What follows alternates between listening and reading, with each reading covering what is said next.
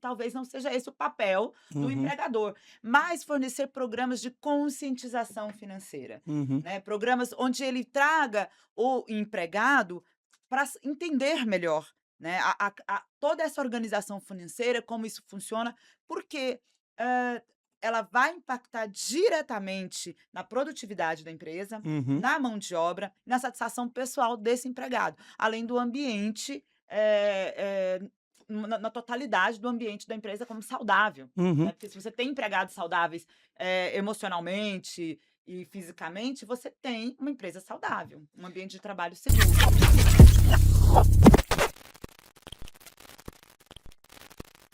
Olá, seja bem-vindo a mais um episódio do nosso podcast. Hoje nós vamos falar sobre um tema extremamente atual e que já está impactando a vida de diversos trabalhadores e das empresas: o empréstimo consignado com as alterações trazidas pelo crédito do trabalhador.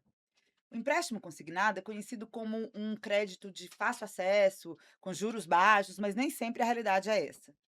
Hoje, o objetivo aqui não é criticar nem incentivar o empréstimo consignado, mas trazer algumas reflexões para as empresas e os trabalhadores quanto à sua contratação. Hoje eu recebo aqui comigo o Marco Pastorino e o Walter Nascimento. Desde já agradeço a presença de vocês, muito obrigada. E eu gostaria de saber um pouco da história de vocês. Bom, primeiramente, obrigado pelo convite. Eu acho que sim, é um tema importante, porque, como a gente sabe, ele está acessível a muitas pessoas no Brasil e é uma decisão que realmente precisa de reflexão para se pega ou não esse empréstimo. Também queria agradecer o convite. Acho que é uma oportunidade de colocar na mesa temas financeiros. Eu acho que no Brasil, infelizmente, esses temas não são tão discutidos de maneira ampla. Acho que a educação financeira ainda no Brasil não é algo tão difundido, então cada oportunidade que a gente tem é legal que a gente consiga aproveitá-la. Um pouquinho da minha história, como eu cheguei até aqui. Basicamente, eu passei minha vida trabalhando com empresa, então fui executivo de grandes empresas, ajudando as empresas a tomar a decisão sobre suas finanças. Entendi que no momento acho que faria mais sentido eu ajudar pessoas a organizarem as suas finanças, o teu patrimônio e como esses temas podem ajudar, inclusive, a aumentar a felicidade da família, da pessoa. Eu acho que vocês acertaram muito também em fazer essa composição. Acho que o lado financeiro mais duro do meu lado, mas acho que com outro convidado vai trazer mais cor, a parte mais eh, colorida mesmo do tema. Acho que vai ser muito legal esse bate-papo que a gente vai conseguir fazer entre o mundo das finanças e o mundo da psicologia. Isso aí. Também agradecer o convite, primeiro de tudo, falar que é uma oportunidade para mim para aprender, porque a área financeira realmente é algo que a gente lida no dia a dia, assim, em menor escala, né, dentro de casa, mas ouvir a experiência do Marco e ouvir todo o que o podcast tem a oferecer para mim vai ser muito legal. A minha esfera pessoal é legal, a fala do Marco, acho que tem bastante a ver comigo também, porque eu venho da área de comunicação, eu sou formado em comunicação, trabalhei muitos anos com cinema, publicidade, depois fui um pouco para a área esportiva, transmissões. Mas eu lembro, eu sempre gosto de contar essa história, eu lembro um dia eu estava num domingo à noite, sentado numa agência de publicidade, meia-noite, fazendo uma propaganda, e aí vou até falar o nome da empresa aqui, da Cacau Show, e eu lembro, vem patrocinar inclusive o podcast aqui. Ó, E que legal, hein? eu lembro que eu falei: "Cara, o que que eu tô fazendo aqui num domingo à noite, sabe, com família em casa?". Eu senti um pouco de falta de propósito mesmo, sabe. Sim. Então, essa cor que o Marco citou, né, legal, é uma área super legal, eu gosto, eu sou um viciado por esporte, mas eu senti que estava faltando alguma coisa. Aí eu comecei a buscar coisas que me dessem um pouco mais de motivação. Quando apareceu a possibilidade de vir trabalhar com saúde mental, eu já estudava isso, mas aí por hobby, por gosto pessoal mesmo, eu tive um relacionamento com uma psicóloga, me envolvi em grupos de estudo, comecei a participar muito de palestras.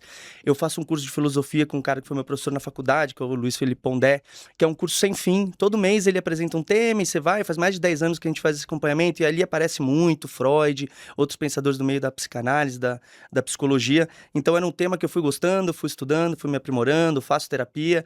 E aí quando veio essa proposta, juntou a experiência profissional da área ali comercial, a área de conteúdo, junto com o conhecimento que eu já tinha na minha vida, na minha experiência na área de psicologia. Então, estou à disposição aqui para a gente bater um papo. Acho que vai ser super enriquecedor, né, trazer esse contexto de 2 mundos, né, para essa parte da consciência mesmo, né, do o quanto o empréstimo ele pode impactar ou facilitar, né, a vida do trabalhador. Com essa nova sistemática do crédito do trabalhador, O empregado ele pode acessar diversas ofertas de créditos em uma única plataforma. Ele pode comparar propostas, contratar os empréstimos sem intermediação direta da empresa, tá? Isso torna a contratação mais simples, rápida, digital, ampliando significativamente o acesso ao crédito. De acordo com informações do Ministério do Trabalho e do Emprego, publicadas em janeiro desse ano, o crédito do trabalhador, lançado em março de 2025, superou a marca de 101 bilhões em empréstimos consignados. Já foram firmados mais de 17 milhões de contratos para aproximadamente 8 milhões de trabalhadores, sendo que a maioria destinada a trabalhadores com renda de até 4 salários mínimos. A lei estabelece limite para o desconto do empréstimo consignado de até 35% da remuneração do empregado, a possibilidade de uso do FGTS como garantia e até o redirecionamento automático do desconto em caso de mudança de emprego. Tá? Parte dessa garantia pode ser obtida mediante a utilização de até 10% do saldo de FGTS ou da multa rescisória, no caso de dispensa durante o prazo de pagamento. Na prática, surgem várias perguntas que merecem esclarecimento. Na sua visão, essa facilidade de acesso ao crédito pode aumentar o risco de endividamento excessivo? Respondendo de maneira direta, sim. Eu acho que mais do que números, vocês vão ver que as discussões que eu vou trazer vão falar muito a respeito de comportamento da própria pessoa. Eh, a gente, em finanças, entende que 80% tem muito mais a ver com o comportamento da pessoa e 20% só tem a ver com conhecimento financeiro. Então, normalmente, as decisões elas estão muito mais pautadas nessa parte psicológica, O perfil mesmo. perfil. Então, existe estudos que mostram que ao diminuir a dificuldade de acesso a um crédito, você faz com que a pessoa tome muito mais esse crédito.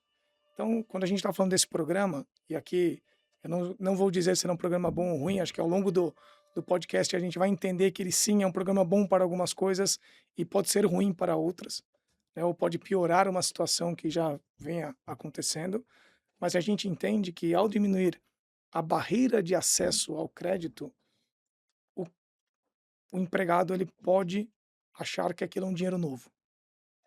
Então, existe uma teoria que a gente fala, que é a questão do desconto hiperbólico, que nada mais é do que eu não consigo quantificar direito qual é a felicidade que esse dinheiro vai me trazer lá no futuro, só que ela sabe exatamente a ansiedade, a angústia que ela está sofrendo naquele momento presente e ela sabe o quanto aquele dinheiro vai trazer e vai diminuir a ansiedade ou vai trazer felicidade para aquele momento.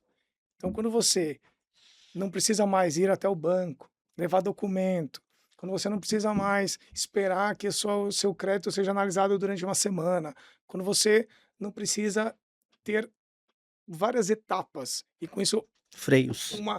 freios, tempo de reflexão, você pode cair na armadilha de tomar aquilo por impulso. Então, a teoria diz que ao diminuir toda essa parte de dificuldade de acesso ao crédito, faz com que a pessoa tenda a tomar mais facilmente aquele crédito. Então, como resposta direta, eu acho que sim. Ao você diminuir, ao você facilitar toda a parte de solicitação desse crédito, a gente vai ter sim um aumento de pedidos. Walter, o quanto o endividamento impacta na saúde mental de uma pessoa, de um empregador, né, de um trabalhador? Olha, impacta muito, a gente sabe, né? Acho que a fala do Marco, quando fala dessa porcentagem 80-20, reforça bastante o quanto essa decisão é muito pessoal, né? Eu fiquei ouvindo você falar e tive uma sensação assim, dá uma sensação que é quase uma hipoteca do futuro, né? A pessoa vai lá, resolve rapidamente, tem acesso fácil e começa a vir muita coisa na cabeça, vira quase um debate social mesmo, se você parar para pensar, né? Essa questão de você colocar freios, se o debate é o governo tem que se preocupar mais com as pessoas, é dar mais liberdade, as pessoas têm responsabilidade para isso, até onde pode. O debate, a gente está falando aqui de crédito, mas ele pode se estender para uso de substâncias, para, né, 1 milhão de coisas no debate da liberdade.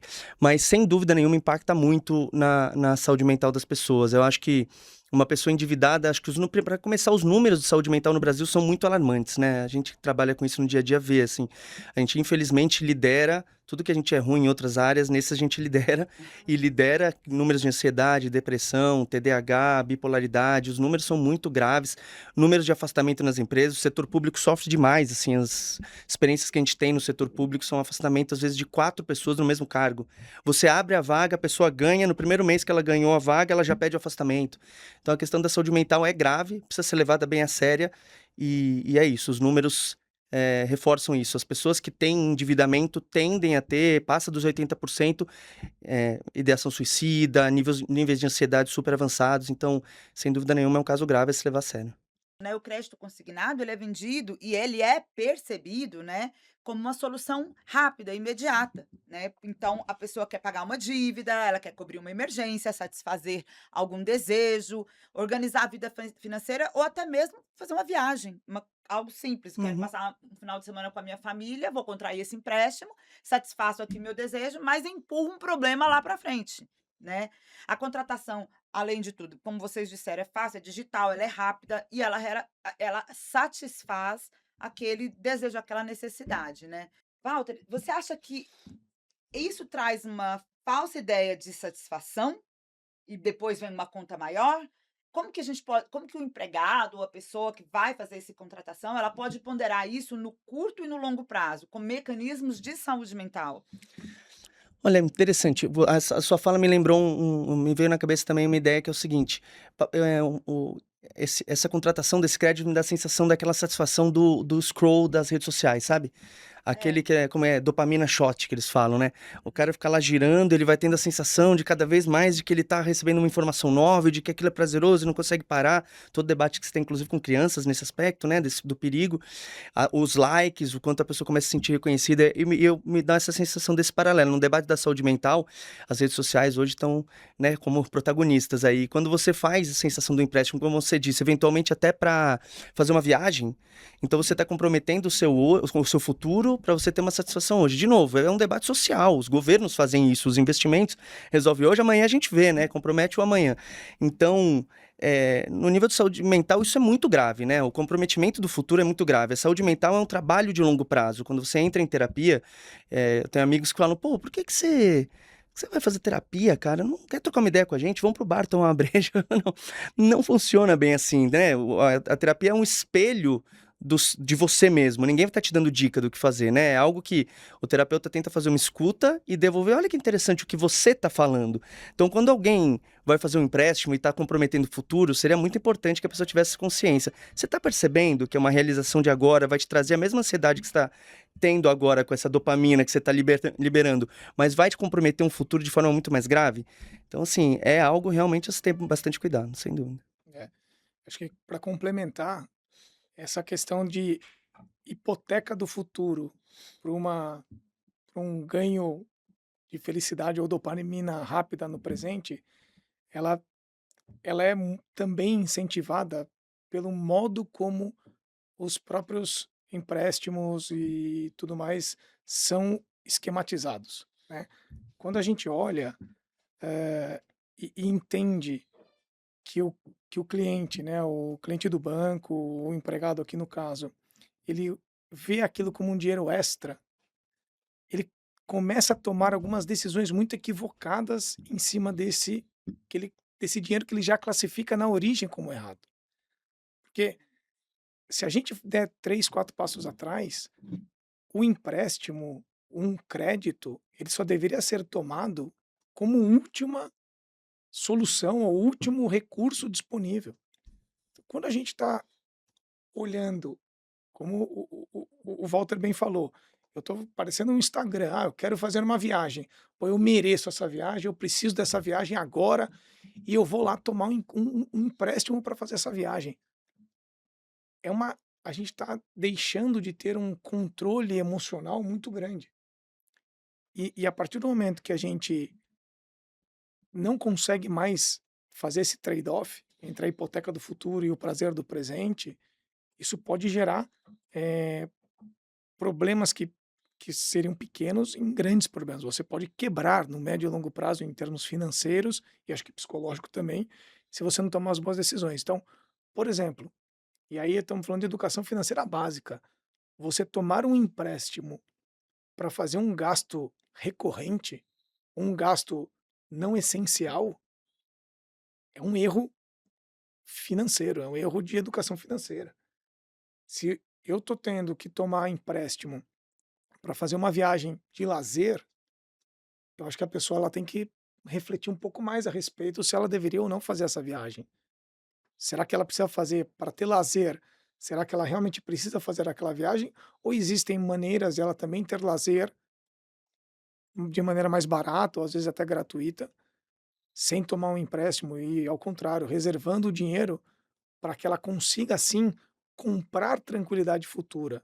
Será que ela pode não fazer a viagem, trocar por algo um pouco mais barato, que sobre um pouco de recurso no final do mês e que ela consiga fazer uma reserva de emergência para que no futuro, quando realmente ela tiver um problema para resolver, ela vá lá e lance mão dessa reserva de dinheiro. E aí eu tenho certeza que ela fez o trade-off correto entre a felicidade momentânea e um conforto psicológico, financeiro, de vários âmbitos no futuro.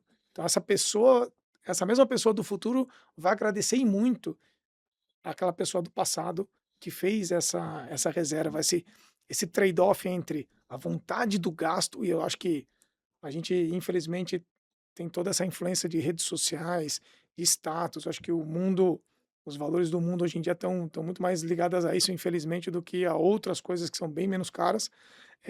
E as pessoas começam a se sentir obrigadas a postar, a ter que fazer a viagem para postar no Instagram. Vale mais o post do Instagram do que o momento que você está vivendo com a família, na viagem e tudo mais. Então, na minha cabeça, esse grande trade-off entre presente e futuro, ele precisa ficar mais claro. E, infelizmente, o jeito que é mostrado, seja a facilidade do crédito ou um tema que acho que a gente pode discutir aqui mais, não, é só uma parcela de R$ 200 e isso cabe no teu bolso, isso também é um jeito de incentivo, que eu acho que às vezes ele é um incentivo quase perverso. Você, Carlos, até desculpa se eu puder fazer uma aspas aqui. Você usou a expressão educação financeira. Como que isso funciona para que o governo possa ter confiança na decisão da pessoa a partir da educação financeira que ela tem em países mais desenvolvidos? Você sabe falar isso?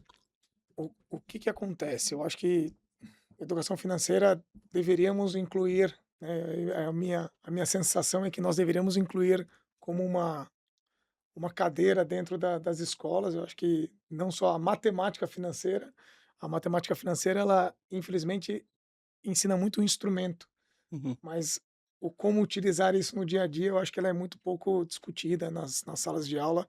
Eu acho que a gente poderia aumentar bastante, como política pública mesmo, esse nível de comprometimento no ensino da educação financeira. Mas aí eu entrando um pouco dentro da própria parte do empregador, e a própria parte das pessoas, é realmente começar a entender. Existem os mesmos instrumentos utilizados para a gente criar o incentivo a pegar o crédito, a gente também pode criar, utilizando os mesmos instrumentos, para recursos de emergência, para fazer poupança. Então, nos Estados Unidos, a gente, quando eu estava fazendo o mestrado, a gente estava estudando muito essas questões de incentivos. E o mesmo incentivo realmente ele pode ser usado para o bem ou para o mal. Quando a gente olha no âmbito mais do empregador, quando a gente vê programas de previdência privada, onde o empregador ele traz incentivos para que o empregado poupe, se você for ver, é exatamente o mesmo mecanismo. Ele não vai precisar tirar o dinheiro dele, do holerite dele, levar para uma previdência, uma poupança em outro banco, fazer a aplicação, não. Já sai diretamente do holerite do empregado. Legal. Eu vou dar 10, 15% de incentivo ainda para que essa pessoa nem tenha que ficar refletindo. Faz total sentido, então, fazer. Então, quando eu utilizo os mesmos instrumentos para o bem, Uhum. eles também vão funcionar. Então a gente, como seja governo, na esfera pública ou na esfera privada, existem meios da gente construir instrumentos que aumente a chance dessa pessoa ir para o lado bem Uhum. do bem, e não utilizar esses instrumentos somente para o lado que vai piorar a situação financeira da pessoa. Inclusive, Valtinho, foi até bom você tocar nisso daí, porque, né, embora hoje a maioria, né, dos trabalhadores hoje não tenha tido essa educação financeira lá atrás, porque isso realmente não fazia parte, né, da nossa rotina, essa educação financeira na escola. Hoje em dia, acredito que já faça parte da grade escolar. Inclusive, meu filho tem educação financeira na escola, mas eu não tive, tá? Então, como uma parte de governança, eu acho que é muito interessante não a empresa dar uma educação financeira ao empregado, porque acredito que talvez não seja esse o papel do Uhum. empregador, mas fornecer programas de conscientização financeira, Uhum. né? Programas onde ele traga o empregado para entender melhor, né? Toda essa organização financeira, como isso funciona, porque eh, ela vai impactar diretamente na produtividade da empresa, Uhum. na mão de obra, na satisfação pessoal desse empregado, além do ambiente, na totalidade do ambiente da empresa como saudável, né, Uhum. porque se você tem empregados saudáveis, emocionalmente e fisicamente, você tem uma empresa saudável, um ambiente de trabalho seguro. Talvez seja até que a gente já é uma geração um pouco mais avançada, digamos assim, né. Talvez novas gerações já não seja tanta novidade, mas eu trabalhei um tempo CLT mesmo na Globo, no Grupo Globo. E eu lembro que na primeira semana eu cheguei lá, fiz o tour, e depois o RH me convidou para passar algumas informações. De uma delas eu lembro que eu fiquei muito chocado. Eu cheguei em casa e fiquei: "Cara, não tô entendendo se isso funciona assim". E era chocado positivamente. Era assim, depois de 2 anos de empresa, se você quiser reservar uma parte do seu dinheiro para a previdência, a gente põe o mesmo valor. Então, se você coloca R$ 100, a Globo põe mais 100. Então, era literalmente um incentivo para você adotar aquela. Eu olhei e falei, cara, não é possível, isso é muito bom. Sim. Né?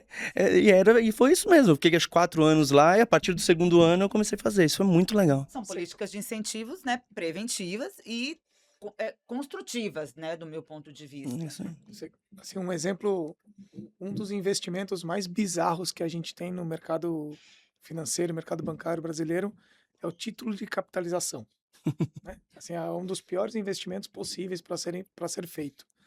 E por que que no Brasil ele fez tanto sucesso? Porque as pessoas viravam e falavam assim: "Olha, mas quando eu assino o contrato do título de capitalização, ele me obriga a pagar mensalmente uma parcela.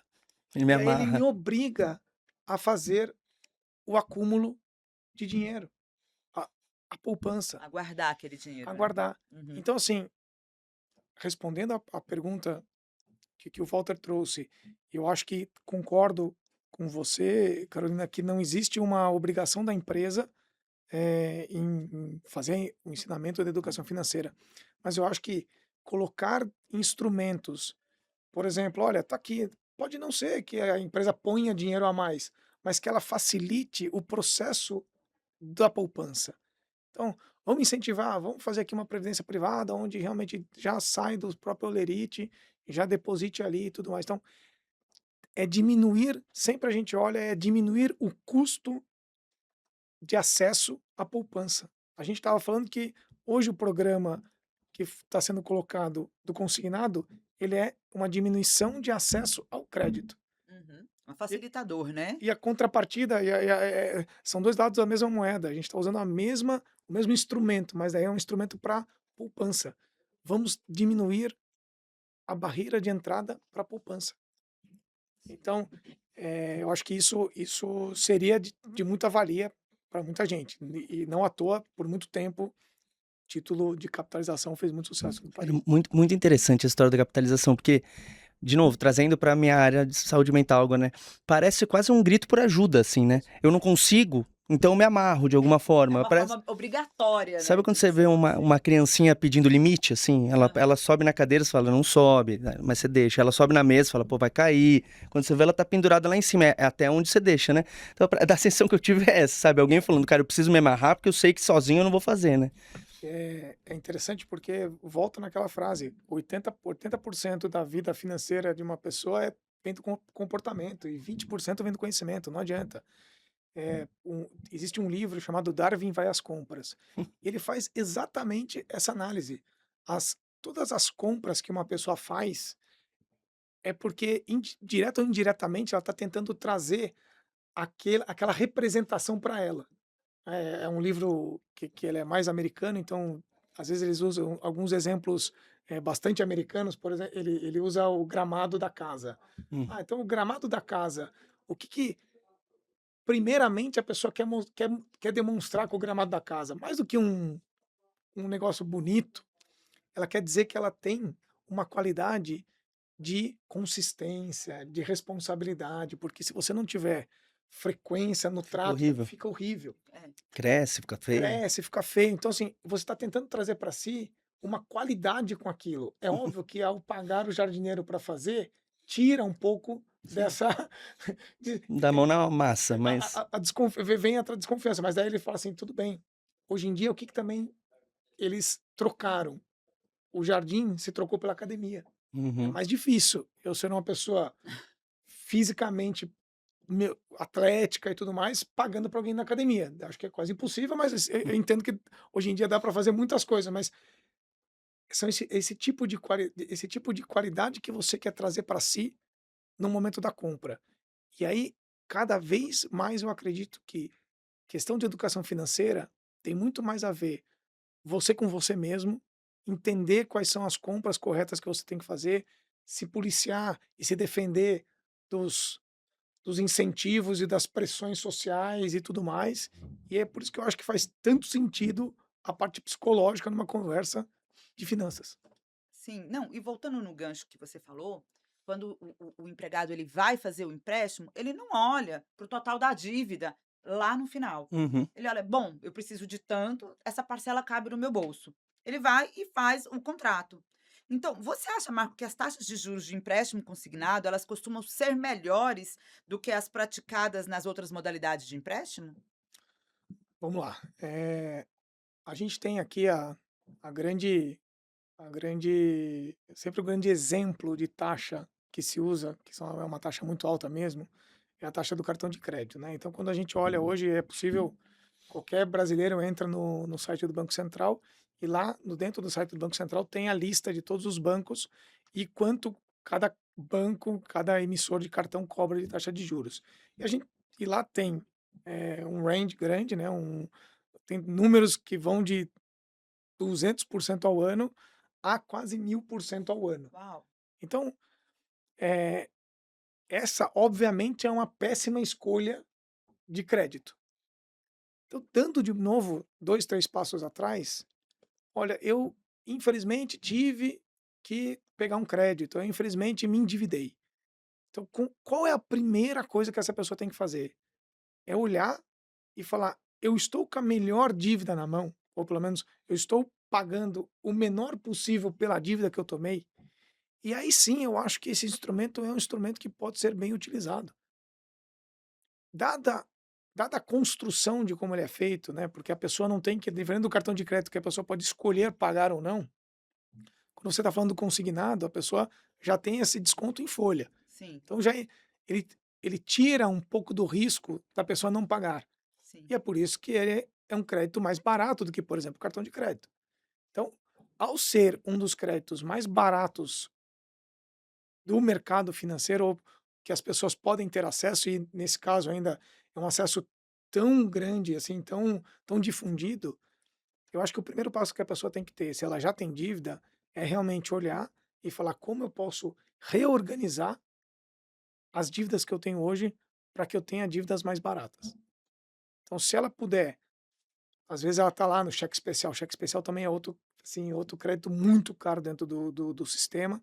Então, ela está no cheque especial, às vezes é melhor ela pegar, entrar lá no sistema, solicitar O o crédito empréstimo. consignado, pagar o cheque especial e aí lidar com o tema do consignado. E aí, qual que é a grande, de novo, na parte de comportamento? Existe um viés que a gente fala que é o viés do avestruz.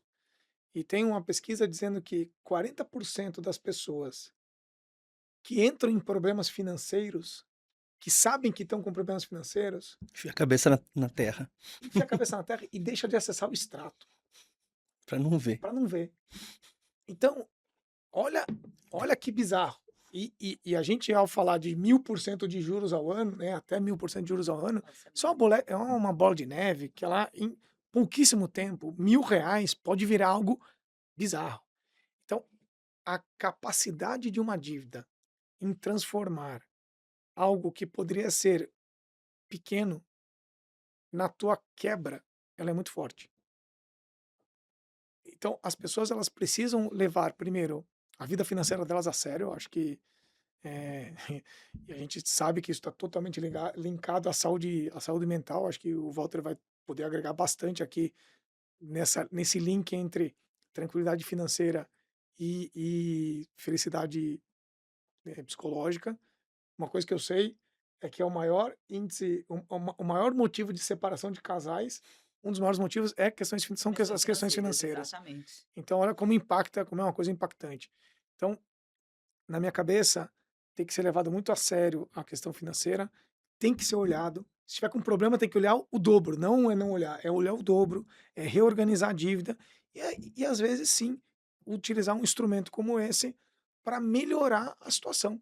Porque às vezes ela olha e fala assim: nossa, só de eu reperfilar, de eu reorganizar a dívida, eu saio de uns juros que eu estava pagando de X, eu vou pagar metade de X.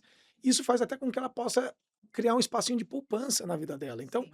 isso é importante. Eu acho que pode ser um instrumento que, se bem utilizado, crie uma felicidade e uma melhora financeira para a pessoa. Sim, mas por outro lado, a gente tem que lembrar, né, que a depender do empréstimo consignado, ele pode representar 30% do desconto da remuneração do empregado, né? Eles podem chegar até 30%. Qual que você acha que são quais são as consequências de comprometer uma parte significativa do seu salário por anos seguidos? Porque, na verdade, são parcelas a perder de vista, né? Eu também, de novo, eu vou usar estou usando alguns termos aqui porque realmente eles foram estudados e faz total sentido. Chama framing effect. Então, é o modo como você apresenta aquilo para a pessoa faz com que ela tenha uma predisposição a aceitar. Quando eu viro para você e falo, você vai pegar R$ 10.000 de empréstimo e eu vou falar para você que vai caber em R$ 200 por parcela a perder de X vista. anos, né? Você vai olhar e falar assim: R$ 200 por mês eu aceito. É. Só que se eu virasse para você e falasse assim: olha, esses R$ 10.000 que você vai pegar, nesse prazo que você vai ter que pagar, você vai me pagar R$ 17.000. Você vai falar: não é tão legal eu pagar R$ 7.000 para pegar R$ 10.000 de empréstimo. Agora. Isso é o framing. O modo como eu mostro para você aquele produto pode fazer com que você se incentive a pegá-lo ou não. Então, Como você enquadra a proposta, vai mudar a sua visão, a né? sua visão. E é óbvio que aqui, por mais baixo, comparativamente falando, aos juros cobrados do cartão de crédito, a gente não está falando de juros pequenos. Aqui ninguém está sendo ONG, nenhum É. banco aqui está sendo ONG e está te dando dinheiro de graça, muito pelo contrário. São taxas aí que a gente pode falar de 3,5% ao mês. Sim, sim. Então, não são taxas pequenas, o banco vai ganhar dinheiro com isso. Então, ele tem um incentivo, ele quer te vender aquela taxa, aquele produto. Então, ele vai facilitar, seja na parte operacional, seja na parte de criação de como eu vou mostrar para aquele cliente que ele vai pagar apenas parcelas pequenas, né? Não sei, pessoas aqui, acho que mais novinhas não vão lembrar, mas que era a propaganda das Casas Bahia, quer pagar quanto? Sim, sim, Que é um lembro. sucesso. Casas Bahia foi um case estudado por Harvard porque conseguiu dar acesso, e aí tem a parte boa, dar acesso a produtos de linha branca e tudo mais para pessoas com muito baixo poder aquisitivo, mas que parecia parcela pequena, mas quando você ia ver, Pagava o dobro, né? se não muito mais do que o dobro. O dobro do valor, exatamente. Como que é a expressão? É síndrome. Framing effect. Não, do síndrome de avestruz, é isso? É. Cara, isso é muito interessante, inclusive pensando também na área de psicossocial como um todo, né? Porque um dos trabalhos que se faz numa terapia é justamente tirar a cabeça da terra, sabe? É justamente evitar isso. Tinha um terapeuta que eu trabalhei junto um tempo e ele sempre falava a frase assim: quando você não olha para o monstro, ele fica maior. O trabalho na terapia é Cara, pode dar trabalho, pode dar medo, mas olha de cara, olha de frente pro monstro, encare ele, enfrente ele, porque senão ele fica maior. Se você tá de lado, você não sabe o tamanho dele, ele vai crescer. Então, assim, essa expressão eu gostei muito. Vou Não, até. e encarar e criar estratégias, né? Claro, Criar estratégias, como o Marco bem disse, eu tô com uma dívida, eu preciso resolver isso. Deixa eu criar estratégias e não criar mais dívida, é isso aí. né? Então a gente acha que é bem como você disse, olhar para o monstro e criar estratégias para eliminá-lo, não aumentá-lo, É isso aí. né?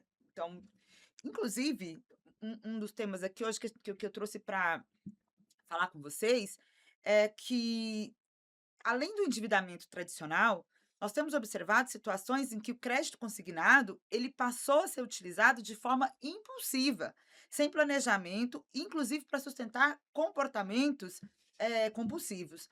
Hoje se fala, inclusive, em trabalhadores que contratam empréstimos consignados para jogar, especialmente apostas online. Tá? De acordo com a página do Senado Federal, só em agosto de 2024, 5 milhões dos beneficiários do Bolsa Família gastaram 3 bilhões em plataformas digitais de apostas por meio de Pix. É Esse muito número dinheiro. ainda não está totalmente levantado em relação ao empréstimo consignado. Então, Uhum. nós não temos ainda uma ideia exata desse Desse contexto. montante, é. Então, eu queria perguntar para você, Walter, você pode nos explicar o que é ludopatia, como ela interfere na saúde mental, não só do trabalhador, mas de toda a sua família, e como ela compromete as suas finanças? Ludopatia a tradução mesmo é um transtorno patológico de jogos, né? Quando a pessoa realmente perde o controle daquilo. O problema da ludopatia é que ela entra na psique da pessoa de uma forma no lugar de culpa. Então a pessoa começa jogando, ela tem um conflito, a chance dela perder é enorme, e aí ela começa a criar um ciclo de tentativa de recuperação. Assim, já que eu perdi um pouco de dinheiro, eu vou jogar um pouco mais para tentar recuperar o que eu perdi. Isso a gente sabia, as bets agora estão na moda, o debate tá, né, intenso aqui no Brasil sobre as bets, mas todo mundo que já em alguma viagem teve oportunidade de ir num cassino, você sabe qual é o feeling, né? Separa um dinheiro, fala, vou pegar só mais um pouquinho, porque, cara, ali se eu ganhar uma, Eu aquela recupero tudo, eu né? recupero aquelas. Aí você vê alguém que ganhou, que é exceção da exceção, você fala, "Olha lá, cara, o cara pagou a viagem com isso." Então você começa a ter aquela sensação e vira um ciclo de problema, ainda mais quando a sua situação financeira é limitada, né? E infelizmente esse ciclo começa a entrar, como você citou, na família, não tem muito jeito. A primeira coisa que acontece é a perda de confiança, as pessoas em volta começam a identificar, essa pessoa não tem controle. A verdade é que não dá pra gente confiar nela. E isso vai destruindo as famílias, né? Então no Brasil realmente para os cadastrados do CadÚnico, pessoas que, né, têm que usar os benefícios de uma forma que deveriam ser produtivas para fazer elas entrarem na sociedade, isso acaba afastando elas de todos os meios sociais do qual o projeto inicialmente foi feito, né? Então, assim, é um assunto a se levar muito a sério no Brasil e já existem muitos trabalhos da ANJL, se não me engano, Associação Nacional de Jogos e Loteria. Eles já têm feito uns trabalhos, a empresa onde eu estou agora, que é Somente, a gente faz parceria com eles para oferecer para comunidades, trazer esclarecimento, prevenção, conscientização sobre o problema da ludopatia, porque é algo muito grave no Brasil e está aumentando, né? Precisa cada vez mais, o debate ficou público, o governo tenta colocar freios e contrapesos ali, como a gente diz, né, para você arcar com as consequências daquilo, mas o acesso fácil, como o Marco falou, como a gente tá falando do crédito pelo celular, jogos, a gente estava conversando aqui até em off antes do programa, né, tem a aposta que é um pouco mais controlável, que é num jogo, você tem alguns limites, alguns freios, mas você tem os tigrinhos, as plataformas digitais que é sem fim, você fica o dia inteiro jogando, isso realmente destrói as famílias, tem destruído muito a relação entre as pessoas. E quero complementar e também trazer exatamente o modelo que é construído o, o incentivo ao gasto dentro do mundo dos jogos. E eu vou dar um exemplo aqui que é até engraçado, que são as quermesses, que vai ser utilizado para quermesse que a gente tem no interior, que você vai lá, pega a ficha para comprar teu pastel e tudo mais. Também vou usar um termo em inglês, porque é o que os estudos vêm normalmente de lá, chama funny money. Por que que a gente chega num cassino e você não aposta diretamente o dinheiro? Você aposta uma ficha. Você não tem a sensação que você tá perdendo. Você não tem a sensação que você está perdendo dinheiro. Você tem a sensação que você está perdendo um brinquedo, uma coisa que você não consegue ligar muito bem a dor de perder aquilo. Uhum. Se você colocasse $100 na mesa do cassino e fosse embora os $100, Separava, né? separava provavelmente na hora. Diferentemente quando você, eu tenho aqui uma caixinha com 100 fichas e essas 100 fichas pode valer $100 ou $1.000. Você joga 5 fichas, mas você não consegue ligar exatamente se 5 fichas são. Falou. Isso chama funny money. Nada mais é do que a construção de uma estratégia para você não linkar a dor da perda daquele dinheiro de maneira instantânea. Tigrinho, jogos digitais, tudo que você verifique que você comprou crédito, e aí pode ser o crédito, eu coloquei lá na plataforma R$ 100, ele me deu 100.000 créditos, amigo, é porque ele está tentando desvincular o valor real daquele crédito, Uhum. e aí sim, o valor real da dor da perda daquele crédito com o dinheiro que você sabe que suou para ganhar. Eu voltando na quermesse. Isso é uma estratégia já utilizada há muito tempo atrás. Quando você vai na quermesse e você vai lá e troca os R$ 100 Pelas pelas fichas. bolinhas, fichinhas azuis, tal. Um bolinho custa cinco bolinhas azuis. Eles estão no final do dia, eles entenderam no final do dia que ao gastar bolinhas, fichinhas e tudo mais, a pessoa gasta mais do que se ela pagasse automaticamente com dinheiro. E aí a gente ampliando um pouco esse tema, hoje não é muito mais fácil você chegar e bater seu celular e gastar na loja. E aí eu tô falando para pessoas como nós aqui, que supostamente tivemos bons exemplos em casa, somos bem formados, somos instruídos a respeito disso, mas mesmo assim, para a gente, como é um viés comportamental, ele está muito mais enraizado na nossa mente, no nosso dia a dia, né, na nossa essência. Até para a gente é difícil desvincular o real gasto que a gente teve quando a gente bate na maquininha. Pô, mas tá o tênis ali, tô precisando de um tênis, mas é rápido, é só bater o celular. Isso também diminui muito a dor do gasto. Para mim, eu sempre brinco quando às vezes eu dou algumas palestras, principalmente em ONGs e tudo mais, com pessoas que às vezes, infelizmente, não têm tanto conhecimento matemático, etc. Eu sempre falo para elas: a primeira coisa que eu vou pedir para vocês, como um exercício de uma semana, é tirem tudo que vocês possam fazer de Pix, de cartão de crédito e tudo mais, vocês vão lá, vão retirar o dinheiro, vocês vão gastar a semana inteira com dinheiro vivo. Eu duvido que você não gaste Mas menos no final da semana. Que vai doer. você eu não sei, você me falando isso e agora eu lembrei de uma questão, já viu quando você fala para o seu filho: "Filho", ele pede você estar no shopping com ele, passeando: Mamãe, me dá isso, me dá aquilo", você fala: "Não tenho dinheiro". "Ah, passa o cartão", É, né, porque parece que com o cartão, o cartão parece uma fada madrinha, né, que você passa e depois não tem que pagar. é isso Então, aí. às vezes, essa concepção que também já vem, né, de uma facilidade Uhum. de acesso a bens e coisas, né, que traz uma consequência grande lá na frente. Existe agora, né, nas empresas, tanto no público quanto no privado, estão com essa responsabilidade da nova NR1, né, que Sim, basicamente trouxe ali uma frase a mais do fatores de risco, não sei o que, não sei o que, e psicossocial. Foi isso que entrou. Que no fundo, tá falando, cara, faça análise de riscos, tome os seus cuidados que você tem que tomar, mas absorva a cultura para dentro da empresa, sabe? Tem muita gente que a gente vai pro mercado e fala: olha, você quer NR1? Quero, eu não quero tomar multa. O cara responde assim: eu quero o mínimo para não tomar multa. Eu falo: cara, legal, tá bom, né? Pode ser um caminho, mas eu vou te dar um conselho. Absorva culturalmente isso para dentro da empresa. Se a liderança não compra a ideia, é muito difícil que os fatores que você vai encontrar problemáticos ali sejam resolvidos, sabe? e eu acho que o mais importante é o empregador entender o quanto um ambiente de trabalho saudável, ele é mais produtivo. É isso Um aí. funcionário estável, bem, saudável, psicologicamente, fisicamente, inclusive, porque Uhum, temos empresas aí que não fornecem EPIs adequados, a ergonometria adequada. Então, uhum, um funcionário saudável, ele é mais produtivo. Isso só traz benefícios e resultados maiores para a empresa, sim. né. Então, inclusive, isso vai entrar nesse contexto aqui, que eu queria falar para vocês, né, porque o crédito ele pode ser uma ferramenta, mas sem informação, ele vira uma armadilha.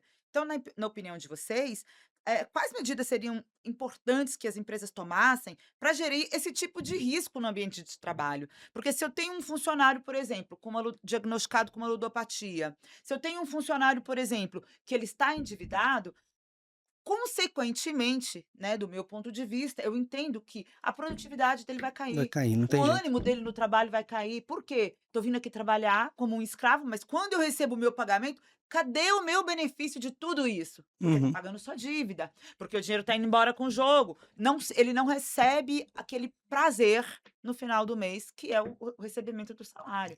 Então, quais são as medidas que vocês acham que as empresas deveriam tomar para evitar esse tipo de situação na empresa? Do aspecto financeiro, gostaria que o Marco falasse pra gente, né, da educação financeira, desculpa, e o Valtinho na parte dessa da saúde mental. Uhum.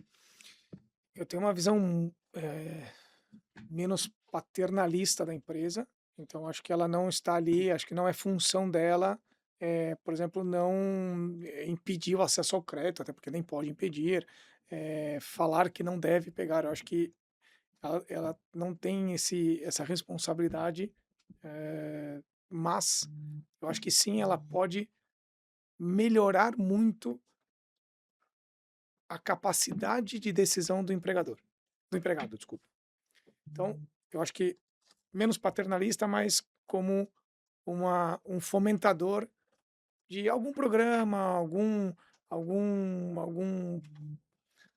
algum acesso a algum tipo de curso, sabe, algo que faça com que a pessoa entenda que a decisão sim sempre vai ser dela, mas que essa decisão tem consequências, né? Eu acho que a gente precisa cada vez mais aumentar a sensação e aumentar o entendimento de que as pessoas elas precisam tomar rédea das próprias vidas. Eu acho que é importante. Então, tomar um empréstimo deveria ser algo que tem que ser pensado 500 mil vezes. É óbvio, pô, minha filha está doente, eu preciso desse dinheiro. Aí a gente sabe que faz sentido. Agora, eu vou viajar no final de semana, pode ser que não faça tanto sentido. Então, eu acho que a empresa ela não pode impedir, ela pode sim criar algum tipo de programa, algum tipo de dar acesso a algum tipo de curso que possa ajudar a pessoa a ter um pouco mais de reflexão, um pouco mais de cuidado a acessar esse tipo de instrumento.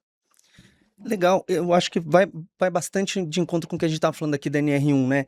A NR1, a ideia, pelo menos do que a gente entende na empresa, é ser menos paternalista mesmo, mas trazer à luz questões que podem não estar tão óbvias ali, né? A gente sempre dá aquele exemplo na sala de aula, quando uma vai para a diretoria, sempre aquele aluno que causa problema todo dia, mas às vezes tem um que fica quietinho todo dia num canto, não causa problema nenhum, e o problema psicológico dele às vezes é muito pior do que o do outro, sabe? E no ambiente de trabalho a gente vê isso. A questão da ludopatia é uma situação bem triste, sabe? Os contatos que eu tive, principalmente nos nossos contratos na área pública, são muito graves, assim. Realmente, a gente já não consegue nem falar daí em baixa produtividade. A pessoa perde completamente o eixo, ela não sabe para onde ir, né? Então, existe um sistema que a gente ajuda a implantar dentro da empresa, um sistema, assim, comprovado cientificamente mesmo, né? A gente aplica, não foi invenção nossa, que é o tal do PDCA, Plan, Do check. Check, isso. Plan, como que é? Plan, Plan, do, check, check and act, né? E aí a gente tenta implantar esse sistema na área de saúde mental, na análise ali de riscos psicossociais, para sair dali com um plano de ação, para identificar melhoras, né? As perguntas desses processos, eles são todas perguntas muito interessantes do tipo, você se vê no futuro? Como você entende a empresa? Claro que tem as questões assim, se você tem abuso na gestão, tem coisas, né, um pouco mais óbvias em termos de saúde mental corporativa ali. Mas você também tem coisas pequenas do tipo, tá sendo bem comunicado os caminhos da empresa para você? Você sente que você é parte? A cultura, você está absorvido a cultura da empresa? Pequenas conversas, pequenas aberturas, às vezes fazem com que a pessoa tenha mais motivação, né? E você conseguir fazer um planejamento de prevenção, de entender que a pessoa não chegue a um problema. Depois, se você não conseguir fazer a prevenção, que você faça um atendimento secundário ali que seja de identificação precoce de problemas, que você ainda pegue eles enquanto eles estão aparecendo, enquanto são possíveis resolver. E se nada disso for feito, chegar num momento que a coisa já passou, de reintegração num terceiro momento. Não, a gente precisa trazer essa pessoa de volta para o processo. Então, o PDCA é um processo muito interessante. Essa é uma das ferramentas que a NR1 possibilita, né? Mas essa ideia de menos paternalismo, mas mais consciência sobre tudo que está acontecendo ali, eu acho que é fundamental hoje em dia. E a empresa se envolver como um todo, né? Até mesmo pensando nessa questão do, da produtividade, a falta de rotatividade. A rotatividade é muito prejudicial, né? É um custo muito alto para a empresa a Isso rotatividade de aí. empregados. Então, é, concordo com vocês, eu acho que é isso aí. A gente queria deixar meu agradecimento a vocês por terem participado aqui, estarem aqui com a gente hoje, batendo esse papo legal. E para finalizar o nosso episódio hoje, eu queria que vocês deixassem uma mensagem prática, um alerta, né, uma orientação para o trabalhador que estiver pensando em contratar um empréstimo consignado hoje, ou como eles vão conviver com esse novo cenário. É um assunto complexo, mas mais do que isso, ele é urgente, né? Então, por favor. Agradeço muito novamente o convite, acho que foi bastante rico. Saio melhor do que entrei, acho que esse é o grande objetivo sempre. A minha mensagem é: cuide-se. E aí, menos do que cuidar das finanças, cuide de você mesmo primeiro. Como vou repetir de novo, eu acho que eu falei 2 ou 3 vezes já essa frase. 80% do seu sucesso financeiro é comportamental e 20% do sucesso financeiro tem a ver com conhecimento sobre finanças. Então, cuide-se, realmente avalie. Se você estiver pensando em pegar um crédito consignado ou qualquer crédito que seja ele, reflita, não haja de maneira impulsiva. Tomou uma decisão, faça a lei dos 48, 72 horas, toma a decisão e fala assim: ok, eu tomei a decisão de que vou pegar esse crédito, mas só efetive isso 72 horas depois, para dar espaço para você, às vezes, tirar da frente algum tipo de ansiedade, né? Uma palavra que está muito em voga, o FOMO, né? Fear of missing out. Eu vou ficar de fora desta oportunidade. Então, é a gente tentar diminuir o impacto do momento na hora de pegar um crédito, aumentar uma dívida, fazer um gasto excessivo. Então, cuide-se, porque ao se cuidar, eu tenho certeza que todo o resto vai melhorando. Sim. Show. Agradecer também o convite. Acho que uma das coisas que foram bem legais aqui é porque realmente a gente está realmente na mesma página ali. Acho que as duas visões se juntaram muito, teve um merge bem legal ali. E eu falei bastante de prevenção aqui, né, que é na área de saúde mental, é algo que é fundamental, mas acho que a palavra conscientização também é um dos trabalhos principais que a gente faz lá. E quando a gente fala de saúde mental, infelizmente ainda tem muito preconceito, muita gente ainda fica com vergonha, muita gente pensa, será que o meu chefe vai saber quando eu tenho um benefício na área, né, profissional? Será que isso é uma demonstração de fraqueza? E não é o caso, né? Acho que a frase do Marco é fundamental. Se conheça, aprenda a se conhecer melhor para tomar decisões melhores, para enfrentar um monstro de frente, como a gente falou. Acho que a conscientização na área de saúde mental é o trabalho a ser feito no longo prazo, assim. Uma terapia ajuda todo mundo. Se não for a terapia, busque outra linha, mas tente se conhecer. Agradecer de novo. E se vocês quiserem mais informações, né, inclusive informações jurídicas, treinamentos para a empresa, inclusive acerca da educação financeira aos funcionários, né, tratando dessa parte da governança das empresas, nós temos um treinamento com a participação do nosso convidado querido Marco, né? E pode ficar à vontade para entrar em contato conosco e saber mais sobre esse programa. Obrigada pela participação de vocês, obrigada a quem nos ouviu até aqui e uma boa tarde